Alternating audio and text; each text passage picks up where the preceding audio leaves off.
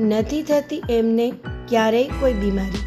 જીવનમાં રોજ યોગ કરવાની જે કરે છે સમજદારી.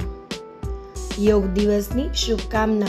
યોગ માણસની માનસિક, શારીરિક અને આધ્યાત્મિક ઉર્જામાં વધારો કરે છે.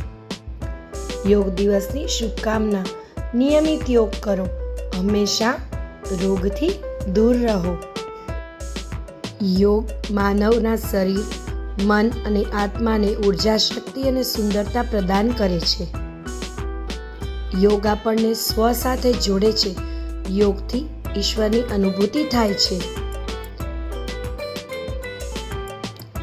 ઘડપણ ક્યારેય એની નજીક પણ ન આવે.